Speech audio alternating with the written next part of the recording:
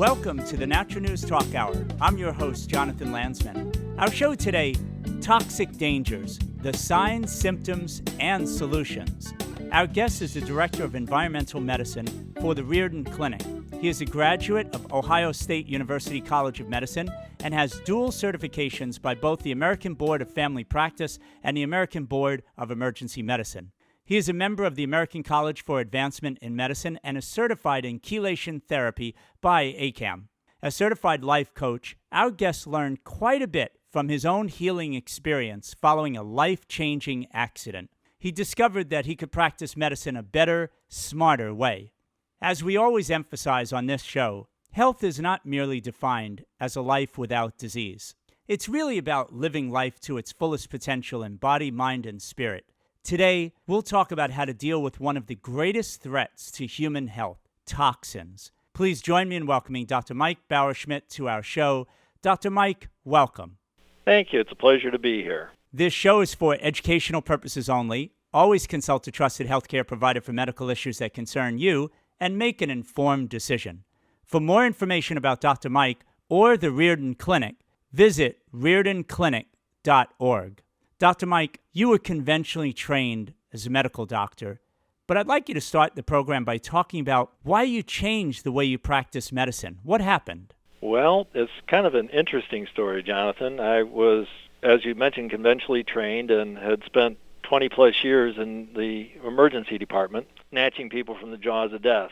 And I got off duty one morning at 7 a.m. and got in my car on the way home, looking forward to another night shift and more importantly, my warm bed, and decided I'd take the shortcut down I-95.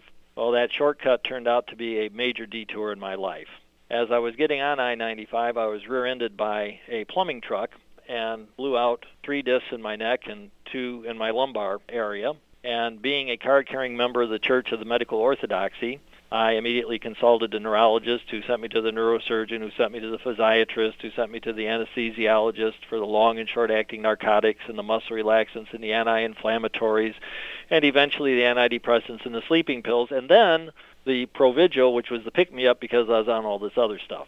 And I had the trigger points and the epidurals, and none of it was working. And they said, well, we're going to do a procedure, and it's going to be a very low-risk, low-invasive procedure called a percutaneous disc decompression.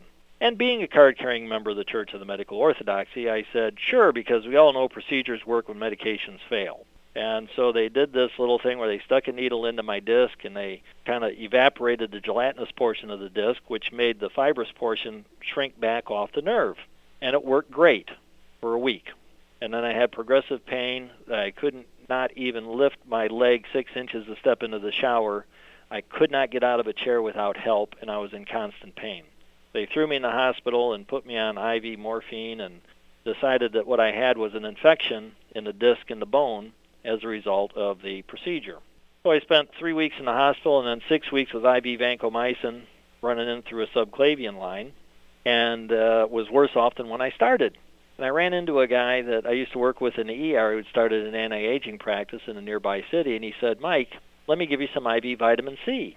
And I looked at him kind of funny, and I said, Mark, I thought you were a doctor. And he said, I am. What have you got to lose? And so I rolled up my sleeve, and after the third infusion, I remember very clearly walking out to my car to open my car door, and I realized in that reaching that I was not in pain. And it was the first time in over 2 years that I remembered what it was like not to be in constant pain. And so while I still could, I reached into my wallet, I pulled out my Church of the Medical Orthodoxy card, and I tore it up and used it for confetti. And then I went to the Riordan Clinic to learn more about this because they've been doing vitamin C therapy for almost 40 years now. And so that's how I came to be doing what I'm doing. It's an incredible story you just told. We've had Dr. Ronald Hunning-Hockey from the Riordan Clinic on. We've had Dr. Jen on talking about allergies. We've done a lot of programs and produced a lot of articles on NaturalHealth365.com about the value of vitamin C. So I know this program is really focused in on toxins and helping people understand the importance of this topic. But before we get off your story, which is really, truly incredible, I mean, you're telling it fast, but anybody in pain can really appreciate what you're saying. I mean, there had to truly be a mind-blowing experience for you to be in so much pain for so long, and then all of a sudden, you're finally feeling better from one simple thing as vitamin C. Just out of curiosity, if you don't mind me asking, how much were those IV infusions that you had? Because a lot of people say, vitamin C, I took 1,000 yesterday, 1,000 milligrams. That didn't help me with pain at all. What is this guy talking about? Well, first of all, there's a big difference between oral vitamin C and IV vitamin C. Because if you could take 10 grams of oral vitamin C, you might get your blood level up in the 40 to 60 range. You do that same 10 grams intravenously, and your level is going to be over 100. So you do lose some in trying to put some in your mouth through the absorption process. You don't absorb 100% of what you take orally. The second thing is I was getting 25,000 milligrams or 25 grams of vitamin C intravenously. So it's a big difference in dose. Yeah, and it's important to understand, right? When we always hear in the natural health world, oh, yes, antioxidants are great and anti-inflammatory. And when you have inflammatory type problems like you certainly were experiencing, this is an extremely important point that you have now just made very clear, that if you're not taking enough, you won't necessarily get the effect. And also, even more importantly, if you're not taking the right form and with a properly trained physician there to help you, I'm sure you would agree. Oh, absolutely. Absolutely. And everybody's dose is going to be different. What they can tolerate is going to be different. And their needs and what they can tolerate is going to change as their body's needs change, such that there are people that won't be able to tolerate 10 grams orally, but if they have an acute illness, they'll all of a sudden be able to tolerate 25 or 50 grams orally without a problem. And I encourage everybody to please look into the subject of vitamin C much more to really see how it could help you. But anyway, moving on in our program, today's show is all about toxins, Dr. Mike. Where do we find these deadly substances? I think this is a really important place to begin this program. Yeah, well, unfortunately, they're all around us. And the question isn't, are we toxic? The question really is, how toxic are we? Because we are literally awash in a sea of toxicity. The EPA has clearly stated there is no such thing as clean air in America. There is just less toxic or more toxic. Our groundwater has been severely damaged. Our water supply, just from the fact of the pharmaceuticals that we are now taking, the pharmaceuticals that we are urinating out in the course of our day are ending up in our water supply. The plasticizers, the pesticides, there's quite literally 100,000 chemicals that have been developed since the early 1900s. Of the 60,000 or so that are still in active use, there's probably been less than 1,500 that have been tested for their effect on the human body. And they're all around us, our air, our water, our food supply. We can't avoid them. You know what seems to compound the issue even more, and I often bring this up in the show, I want to get your input on this, is just the simple idea of, you've mentioned the EPA, and here it is, we have, in the United States at least, depending on where you're listening to this, everybody's got a quote-unquote government health agency that is supposedly in charge of protecting people. I mean, the EPA has listed this genetically modified corn with this Bt toxin inserted into the seed. This is a highly toxic seed. They label this as toxic. This stuff is dangerous for human health, right? But then you move over to the Food and Drug Administration, and they're sort of telling the United States citizens, oh, just relax, there's no real difference between GM corn and non-GM corn. So here it is. On one hand, we're talking about things that are clearly toxic that I'm sure you're going to be talking about a lot more in this program.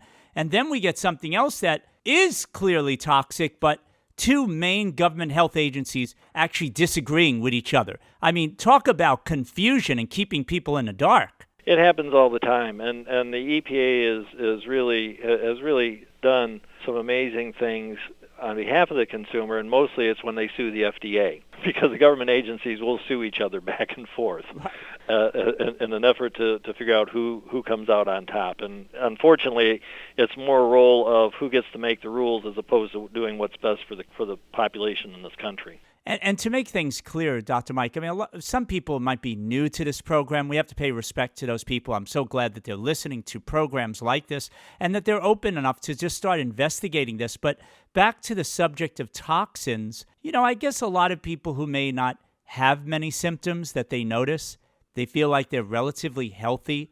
To make a statement like I've often made, and I believe you got close to pretty much saying that already in the show, is that we're all dealing with toxins in our body. I think for a lot of people that are new to this, it's a very hard thing to hear. Would you agree with that? Well, yes, and it is, because we don't understand how bad we feel sometimes. But here's a perfect example. There was a study done on newborns, and the newborns, they checked the cord blood for over 300 chemicals. And there are over 180 of the 300 present in the cord blood of each and every one of these newborns. Now, where did they get it from? Well, they got it from mom. Where did mom get it from? Sometimes mom got it from grandmom, but most often it's mom got it just because she's growing up in the environment that she grew up in. And I also find it interesting when we look at, like you say, what we may not realize. When we're talking about all the way back from being newborns, I only wish I knew then what I know now, being a father of someone in their 20s now. Obviously, back then, if I knew so much more about these toxins, I would have done so much more about it. But that it's actually normal, it should be a normal thing for parents to expect that children are smiling. Infants smile. They don't cry a lot. When they breastfeed comfortably. They go to the bathroom comfortably. They don't seem agitated all the time. But, these days, you see a 4 or 5 month old crying all the time. They say, oh, well, that's normal. Infants cry a lot. I'm sure you would disagree with something like that, right? This would probably have a lot to do with this blood toxicity that you were just describing. Something's going on here. Well, and here's a really good one. I was just reviewing an article earlier this week on BPA, which is a plasticizer, and it is a known hormone disruptor. Are you familiar with DES? Only a little bit. It was back in the 30s, and they were looking at it as an estrogen replacement for women to help them carry pregnancies to term. Well, BPA was in contention with DES for the privilege of being that drug. But DES won out, and DES later was found to cause clear cell vaginal cancer in female offspring of mothers that took it. And so it was summarily eliminated. But the the BPA went on to be involved with plastics and plasticizers. And we find it in any of your crinkly plastic containers that you drink water out of are loaded with BPAs. They're very common in our system, and at levels less than half of what the EPA says is acceptable for consumption in humans, or for level of toxicity in humans, has been associated with ADD, ADHD, and developmental delays in children. And they looked at this over a period of 5 years. They measured the BPAs at birth, and then also at 3 years, 5 years out from birth, and looked at developmental delays. And the kids that had the higher BPA levels had more serious developmental delays. And these were at less than half of what the EPA said was safe. Again, I just don't think that there's enough physicians out there simply saying this the way you are in front of so many more people, especially concerned parents, young couples out there who want to be parents, is such simple stuff to look at. It's amazing that we have to do programs like this that, yeah, maybe mothers being taught that breastfeeding is somehow evil and that you should feed your child some formula that's in a tin or an aluminum can and pour it into a plastic bag that is sort of in a plastic bottle and give that to your child. And then later on to say, well, I don't know, these allergies has nothing to do with what a child is drinking primarily. They're probably not even eating that much food at such a young age. But no, the drinking has nothing to do with the fact that this person, this young person is feeling so unhealthy. It's amazing what a disconnect there is between health and what's going into the body. And formula is a classic example, because not only are the formula cans lined with BPAs, you're pouring the formula into a bottle that likely has BPAs in it, and you're giving them the benefit of, most often, of the high fructose corn syrup from the genetically modified corn that you were talking about earlier. So let's throw in a couple of more toxins into the formula. And then just to spread out, obviously, we're not talking about just raising little children here. There's a lot of people out there, well, I don't have kids. I never had kids. So what has this show got to do with me? But let's get real. I mean, we all know about these chemtrails, the spraying of the skies of this material. For wherever you stand on this issue, something is being sprayed that's covering the sky and making it look cloudy. And it's definitely a physical material. And I'm sorry, the law of physics here, whatever's being sprayed out there that's doing that is falling down to the sky. We've got pollution everywhere. We used to have lead in gasoline. That was supposedly fine. Now it's not. Now they took that out of the gas. But there's all these chemicals and pollutants in the industry that's being spit out into the air. It's all over the place. The tires on the highway spinning at 50, 60 miles an hour. They're rubber tires. These particles are going out into the air. All the exhaust fumes.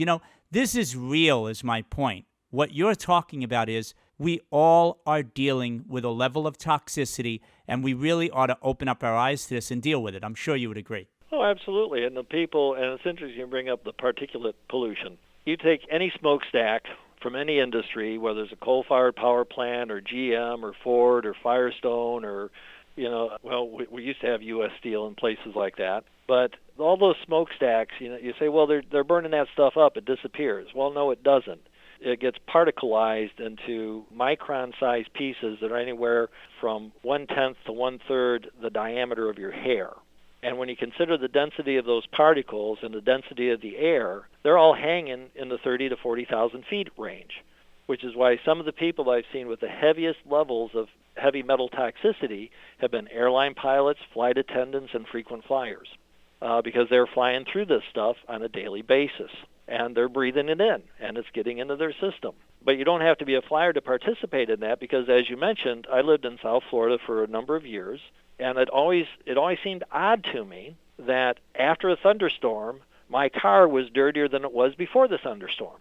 And the reason is because the thunderheads build about 20,000 feet and go up to 40,000 feet, and they precipitate out all that stuff out of the atmosphere and dump it right down into our soil, which gets into our plants, into our water, which gets into our bodies, into the oceans, which then gets picked up by the seafood that we're eating, and so we get it delivered by air, water, and food.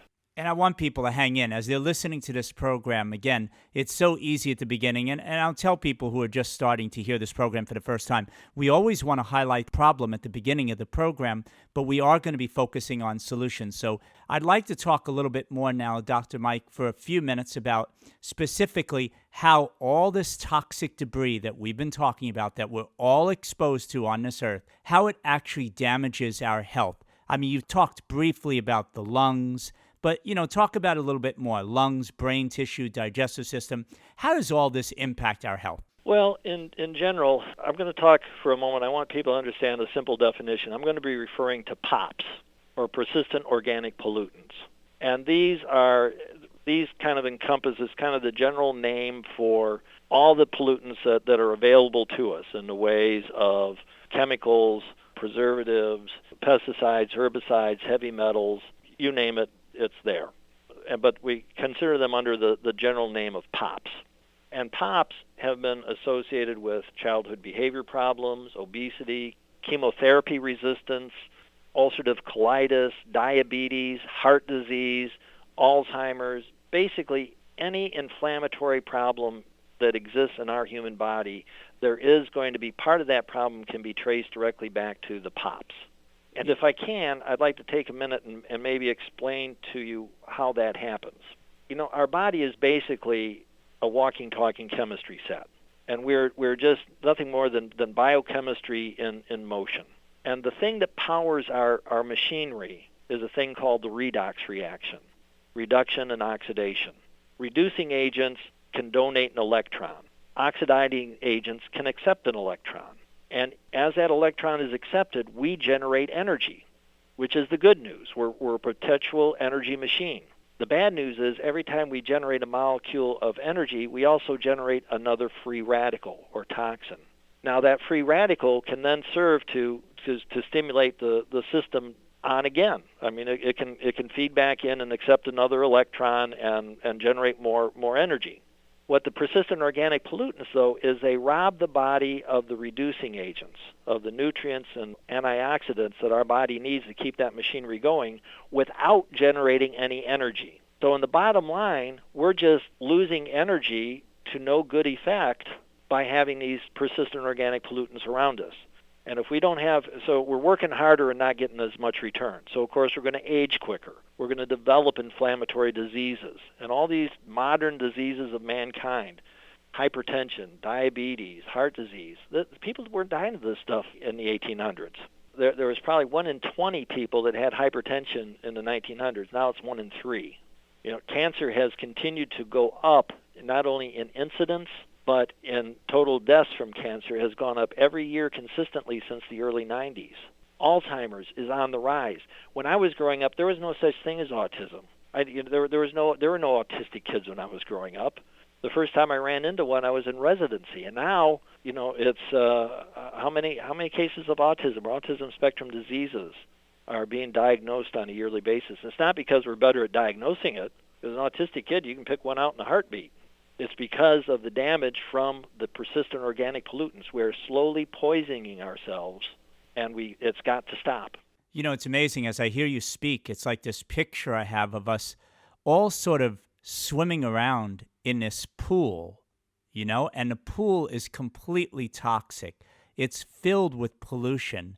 And again, I know that the person listening to this for the first time, it almost seems like, I'm laughing, but it's not funny, like an irresponsible conversation or an oversimplification of the problem that we are having in terms of talking to each other, Dr. Mike, because here it is, somebody's out there with like serious health problems, hypertension, systemic body aches, and on and on and on, heart disease, cancer, and here it is, we're saying, if you could just sort of clear out the body, cleanse the pathways within our body, that symptoms will fade away. We've done this on many programs in the past, but that's sort of the message that I'm hearing from you, is that we got to appreciate this delicate balance that we have within our body, right? Exactly.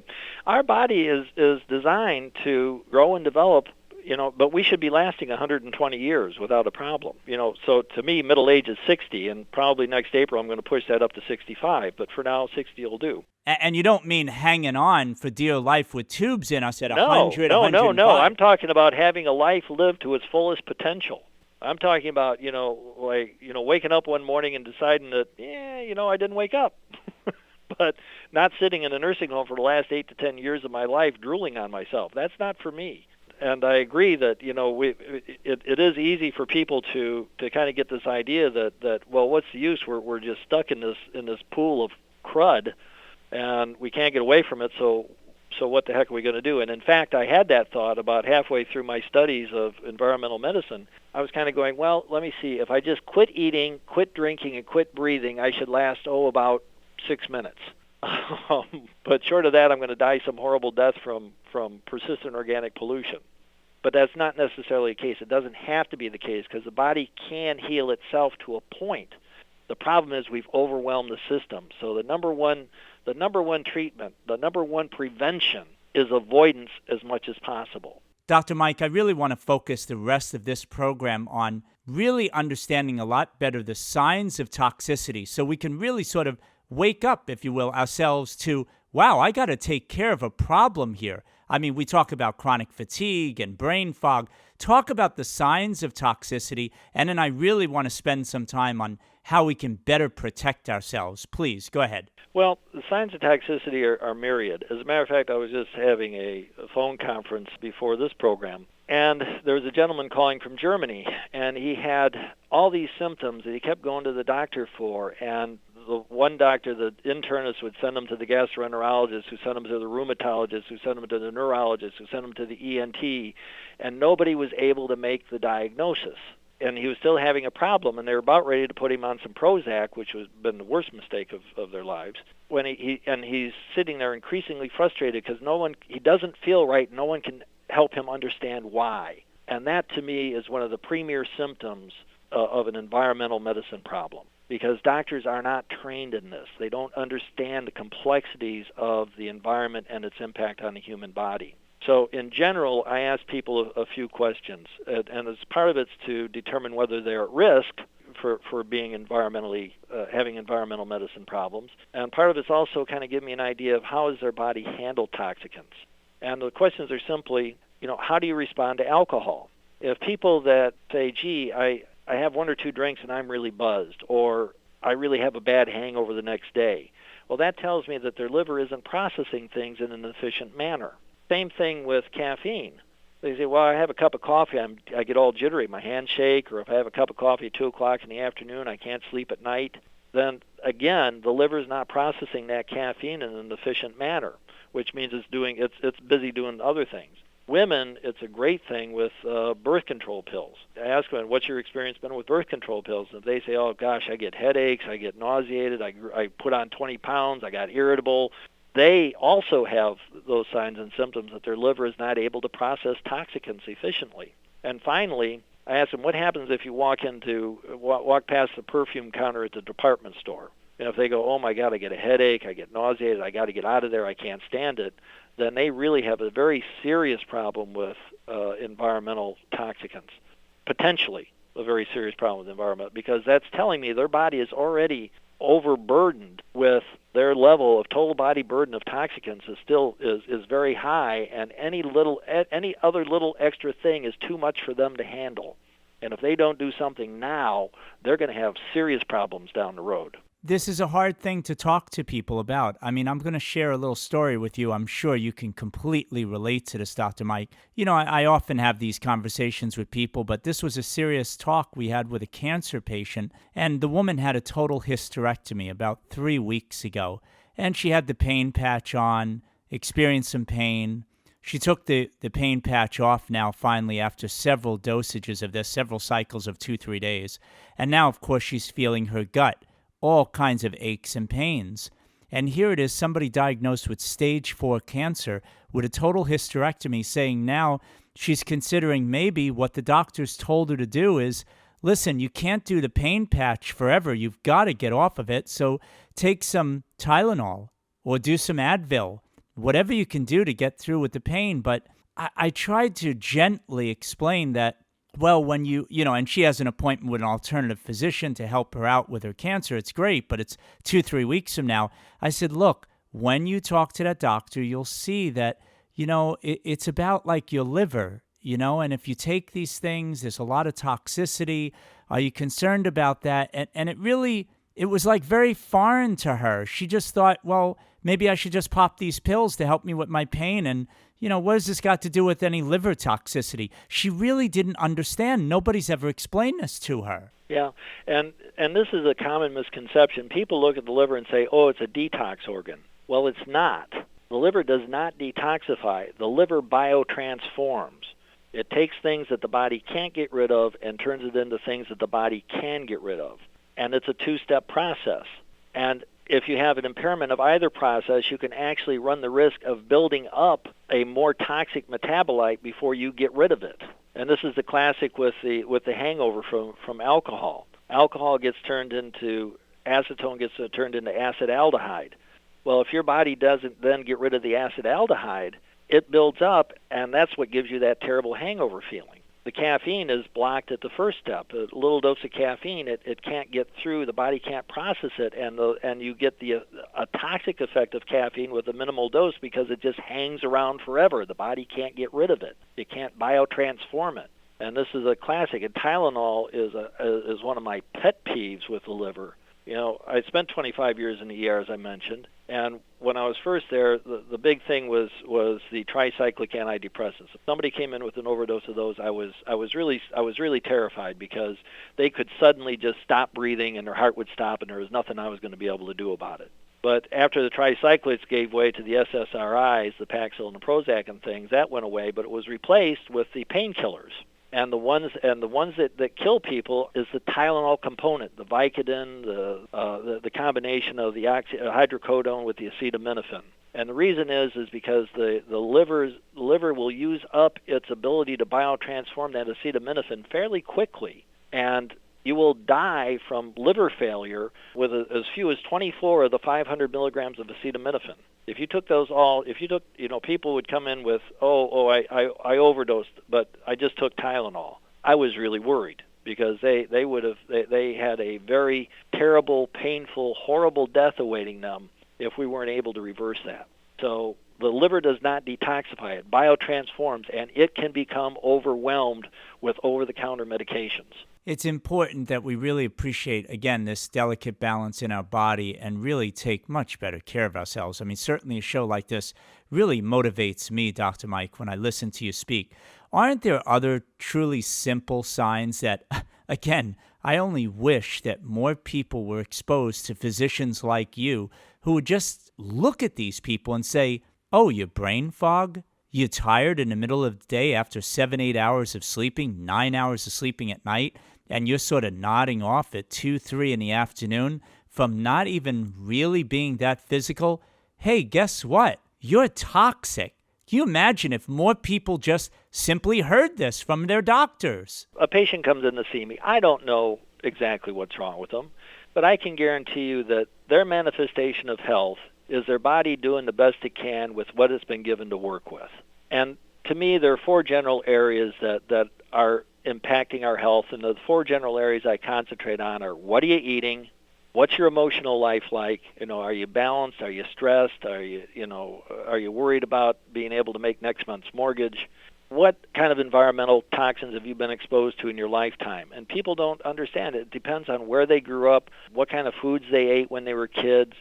I grew up with 3 brothers, and I was always scraping my knees and things, and Mom was always dumping mercurochrome on me. Well, that's mercury. My dad was a heating and air conditioning contractor. He used to pull off the thermostats off the wall and throw them in a bucket in the garage. Well, the thermostats had a mercury switch in them. We used to break the thermometers and play with the mercury. It was great fun. And I grew up with leaded gasoline and leaded house paints, and I was just loaded with environmental toxins. And then lastly is the physical balance, and that's, how good are your hormones? Is your thyroid balanced? Are your adrenals overworked? Are your sex hormones in their proper thing?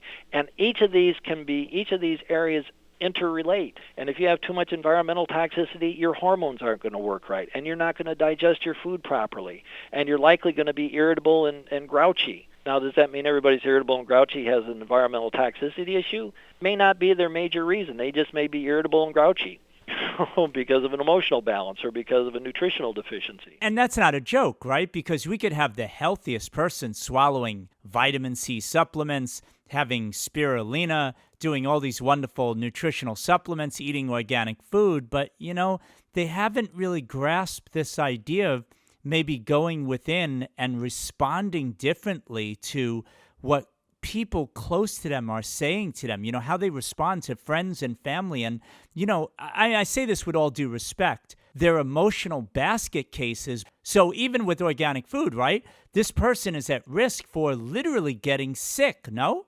Absolutely. Whenever we're stressed, our hand goes onto the fire alarm in the brain, and we go into fight or flight mode. And just relative to, everybody's heard about the type A personality and how they're at risk for sudden cardiac death. Well, it's not just type A personalities and cardiac death. I can show you, I can send you an article from the Journal of Oncology, about as mainstay a journal as you're going to find. It was a review article. They looked at 90 different articles about the effects of stress hormones on cancer. And the bottom line is that through a variety of mechanisms, increased stress hormone levels increase cancer's virulence, its growth rate, and its metastatic rate. So, the idea that that stress doesn't bother us is total hokum. I would use another word, but I don't want to offend your listeners. You've been perfect so far, Dr. Mike. We don't want to break our record together. We're doing a great job. But, and let's, again, environmental toxins, people going to expect, hey, Dr. Mike, he's a real expert at the Riordan Clinic. He's going to talk about lead. He's going to talk about fluoride. He's going to give us some technical things. What about some of that invisible stuff these days more than ever, like cell phones we've heard about, but all these iPads? I've mentioned this from time to time on my show because it really, truly is a pet peeve of mine. It drives me nuts. All these young people and adults who are not thinking about putting these mobile devices on their bodies. I saw an Apple commercial the other day. The kids during holiday time have these iPads, and they sort of so cute together. They fell asleep with these iPads directly on top of their heart. Yeah, electromagnetic fields and EMF pollution, people kind of recognize it as, it's probably not good for us, but we can't tell you exactly how it's bad. And that's part of the problem. I don't have any hard data about this is specifically what's going to happen to you if you use a cell phone for more than X number of minutes a day. I can tell you a few things that I have observed, and one of them is with my chemically sensitive patients. I mean, people come in and, they're the people that can't walk by the perfume counter at Macy's or at the department store, or walk into Bath and Body Works, or, any place that has a lot of volatile organic compounds. They can't walk into a freshly painted room without being physically sick. They're also very sensitive to EMFs. They can tell you if somebody's running a computer near them. They can tell you if you got a smart meter on your electric device outside your home that actually sends minute-to-minute updates to the electric company about your usage. They are very clear about you turn that thing off. Do not get near me with it. It was interesting. I do breast thermography here at the clinic, and as I was training my assistants to do the films, we had a little issue, and I had to call to the company about to see if the data had transmitted correctly.